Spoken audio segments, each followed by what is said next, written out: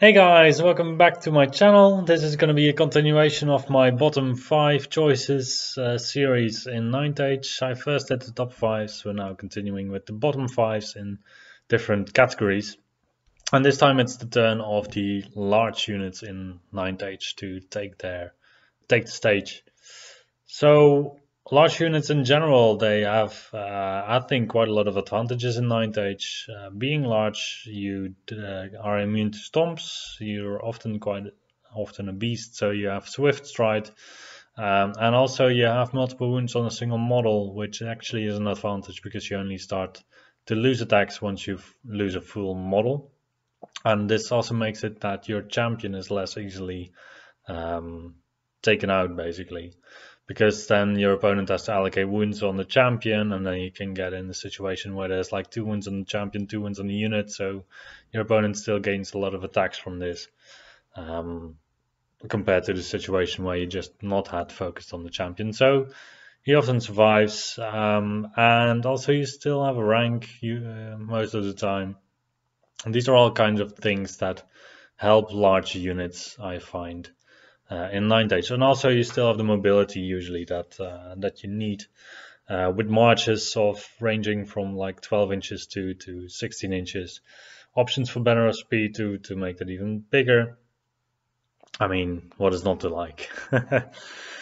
So with the number 5 spot, this is going to be for Undying Dynasties, in my view, with their Sandstalkers. So in the Undying Dynasties book, you have Sandstalkers and Tomb-Cataracts, and I think that the Sandstalkers are not necessarily the best of the two. Tomb-Cataracts are quite decent, with I believe 5 attacks per model in the end, at strength 4 and 5. And then with some lethal strikes sprinkled around, offensive defensive 3 or something, decent reanimation, and just decent rules altogether. The Sandstalkers, I don't really know. I'm not that sure about them. So they're only 57 points per extra model, which is actually quite cheap for large units. However, you are looking at a model with 2 attacks, offensive 3, strength 4, with a halberd, so you're going to go to strength 5. So offensively, it's not that impressive, to be honest. You do get a strength 4 stomp, if that counts for a lot. And defensively, you also don't impress that much, with just 3 hit points, which is standard for large infantry. Defensive 3, resilience 4, and 2 armor. That is amongst the worst that you can find in large models. So it's quite costly. Then what do they have going for them? They have Petrifying Gaze. This is a shooting weapon with range 12 inches, so that's not that far even. You have D6 plus 1 shots at strength 2 with AP 10, so you're really a anti-armor tool, basically. And when you're rolling to wound with the attack, use the agility of the model that is hit instead of the resilience. So anything with agility 3, you're going to wound on a 5 up. Anything with a lower agility, you're going to wound more easily. I don't know actually if at present there's a lot in the game that has lower agility than 3. I mean, orcs, they have agility 2, I believe. Saurus warriors maybe also have agility 2. A steam tank has agility 3 actually still. So even against the steam tank, you're not gonna be that impressive, because then the steam tank still has the engineer with agility 3, and that counts for the highest agility value amongst the model. Yeah, so I think offensively you don't really want to run a big unit of this, because then you have to march 14 inches, and then you can shoot 12 inches, sure. So you have a threat range of 26 inches, which is quite decent. And they also have light troops, so that helps them in this regard. However, you have bases of 50 by 100 millimeters. So if you are going to field them in a large unit, then the footprint of your unit is going to be massive. It's going to be like 10 centimeters by 30 centimeters, which is it limits your possibilities in combination with light troops. The only thing I would see as an advantage is that if you use these guys on a flank, you can try to convince your opponent to charge you. And then if they charge, you can stand and shoot with 66 plus 6 shots. But that do suffer from long range because they're not accurate. So you're going to hit on a 5 plus. However, I actually think that maybe you can't. I don't know if these are live or not in terms of undead rules. I don't know if Ensouled Statue means that you are undead. Because if you are undead, you cannot stand and shoot at all.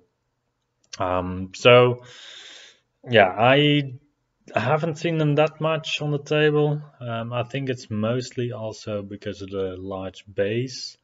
If it had been a 50 by 50 millimeters size base, I think you would have seen them way more often.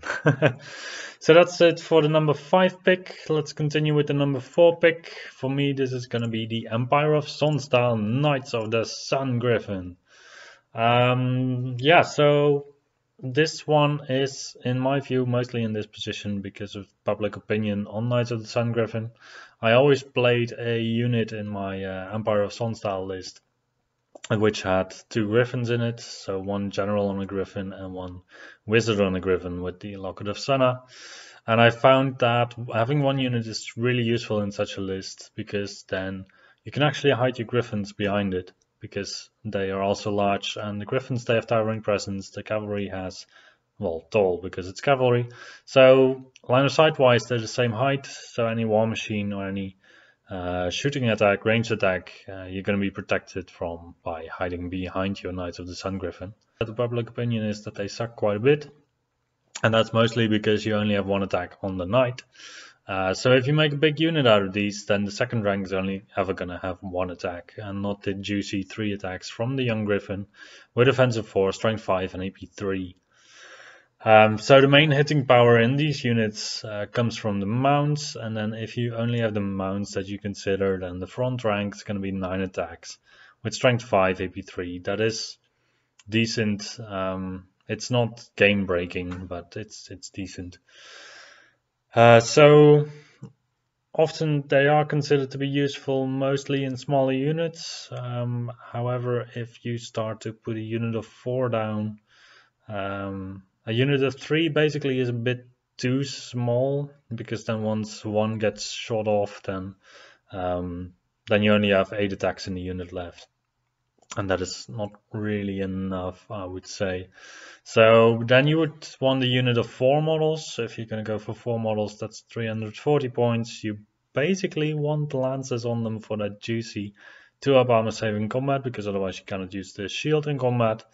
However, if you're going to go cheap, then it's 340 points. You put a standard on there, maybe a musician, and probably a banner of discipline, because Empire of SONNSTAHL. This unit really wants to go on the flank, because the rest of your army is so coherent with the Baron, the support system.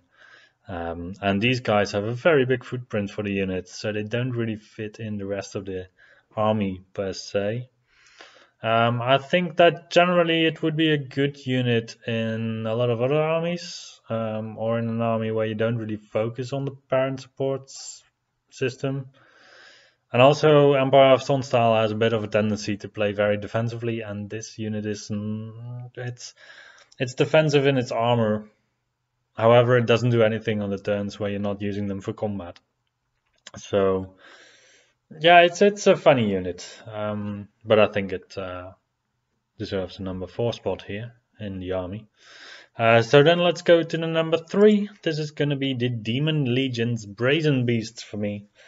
Well, before we looked at the Knights of the Sun Griffin that were 60 points per model. These guys are 95 points per model, so that is quite expensive. They have 4 hit points each, so that's better. They have worse defense. They have the same resilience as Knights of the Sun Griffin. They don't have any armor, but they have an Aegis save of 5-up. So defensively they are a bit worse, I would say. However, you do get 1 extra hit point. Offensively, so if you're in the grind, they are not even better. They are better if you're charging though, because you do have battle focus, you do have devastating charge, plus 2 attacks, plus 2 strength, plus 2 AP on the daredevils, and you have 2 impact hits. So per model, if you're charging infantry, you're going to get 3 automatic hits at strength 5 AP2. You're going to get 5 attacks with strength 5 AP2 and a decent offensive and battle focus, and that is from 1 model.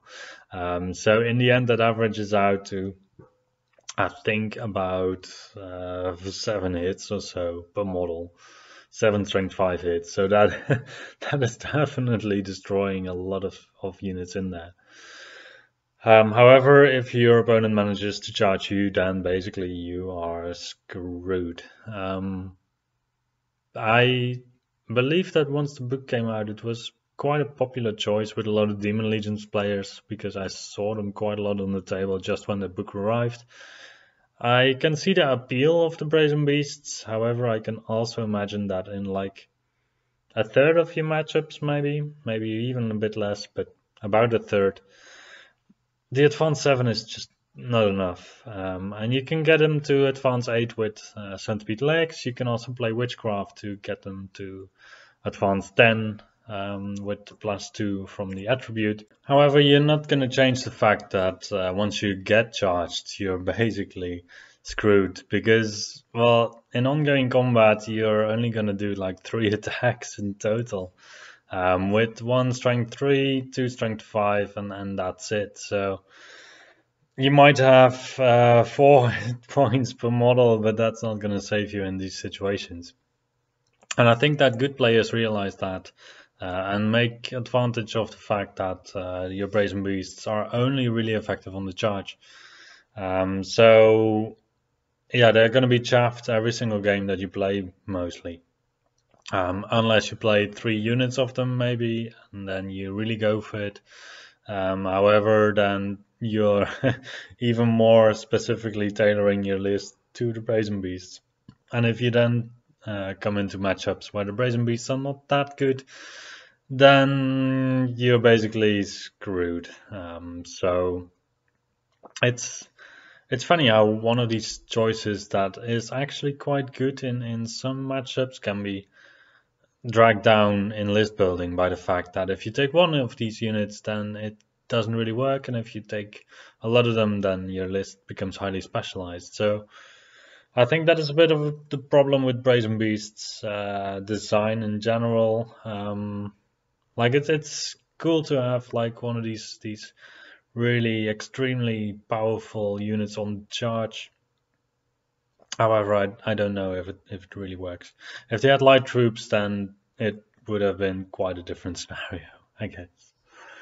Yeah, then my number 2 pick. This is going to be a bit of a, yeah, maybe not a unanimous choice. So it's going to be the Kingdom of EQUITAINE Pegasus Knights. Yeah, I'm just not impressed with Pegasus Knights.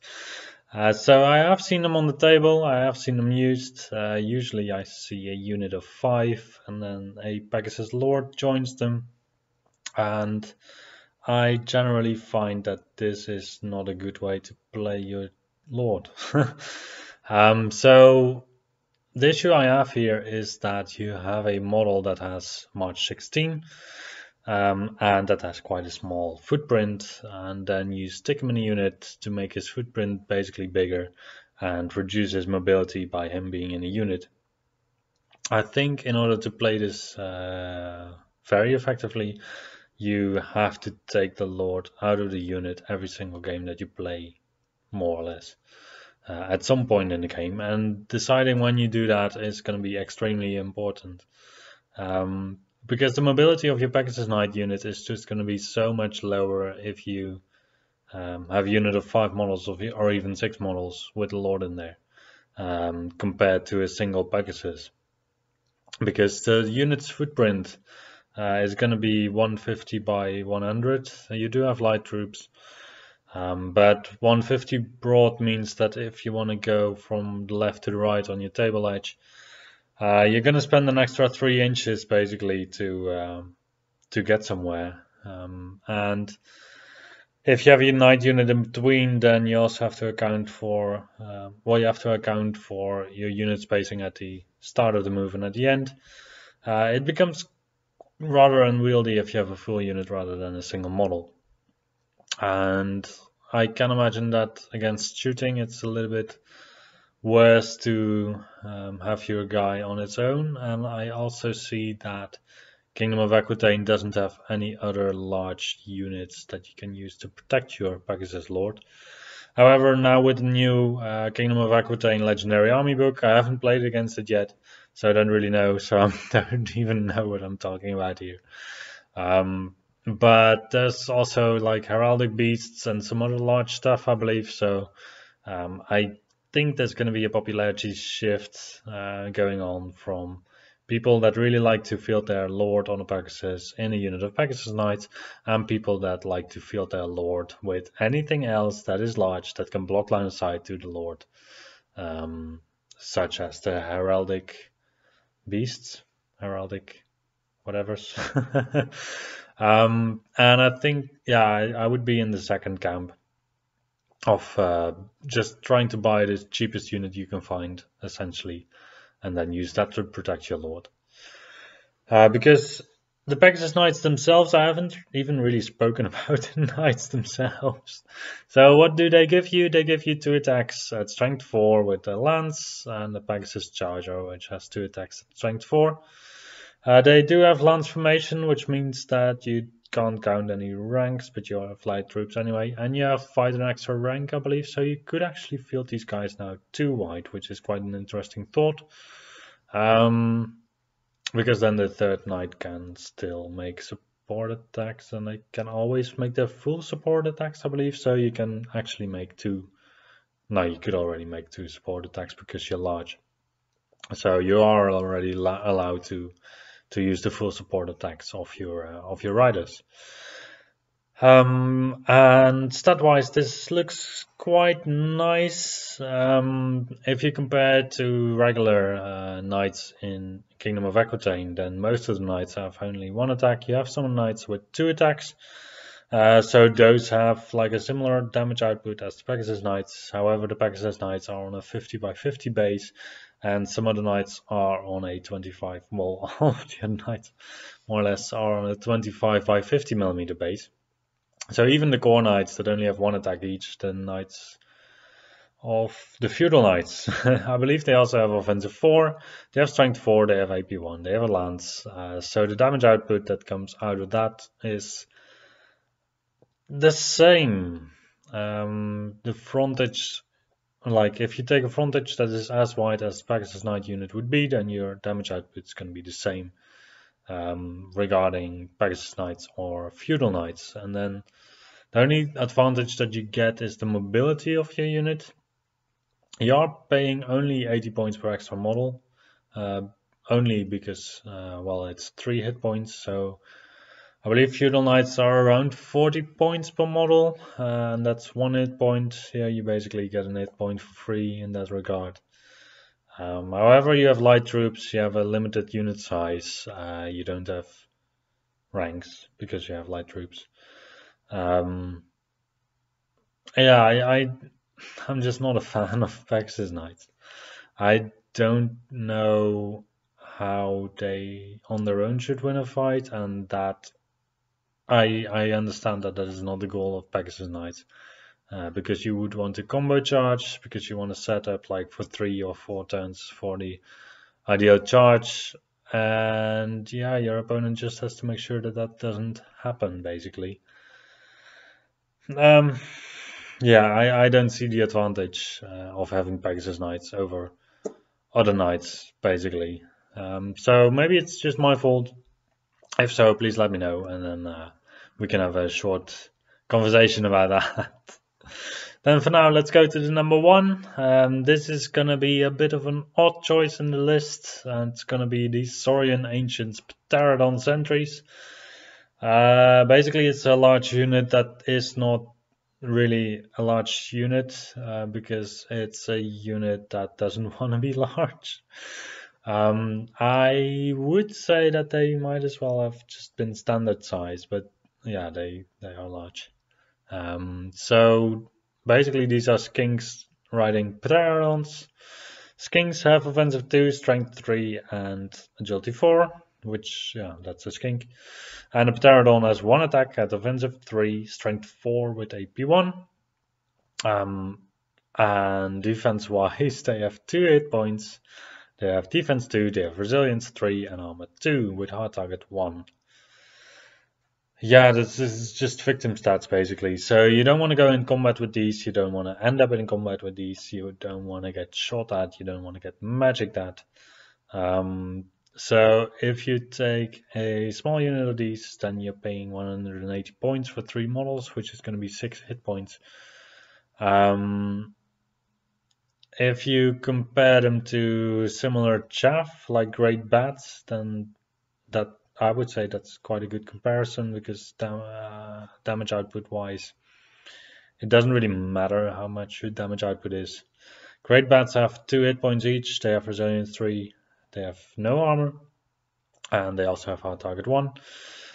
And they are 10 points per model, and they have a starting cost of 90 points. PTERADON sentries are at 180 points, and they are 20 points per model. Sure, they have Discipline 5 with gold-blooded, so that is better than the Great Bats. And they have Feign Flight, which really makes a difference together with Vanguard. But basically it's just a fast cavalry unit in a list of large units that are combat focused. So they are an odd choice here. I still think that they are not good in their own regard. And that's not only because I rarely see them on the table. I think they don't really fit in with the army very well. And that is because Saurian Ancients is mostly focused on getting stuck in combat and then counter-charging with stuff like Tower Swords to break the enemy. So you receive a charge, you stick around, and then you counter-charge. And all that time you want to force the match up with like an alchemy Quarter Lord or some other type of Quarter Lord that is quite offensively skilled. So PTERADON sentries don't really fit in there, because what are you going to do with fast cavalry if you want to get charged anyway? Or if you don't really mind to get charged anyway, then suddenly fast cavalry is not that useful. So you can better spend your points on units that can reliably deal with problems that the rest of your lists is going to have problems with, such as Alpha Rampedons. They can solve some of your problems. The Cold One Riders can solve some problems. Or even just heroes on Cold Ones or on Carnosaurs. I think those are way more valuable to the army than PTERADON sentries. If they had been in another army, they might have been quite valuable. However, within Saurian Ancients, I don't think they have a lot of value. That's going to be it for me for today. I hope you enjoyed the video, and I will see you the next time.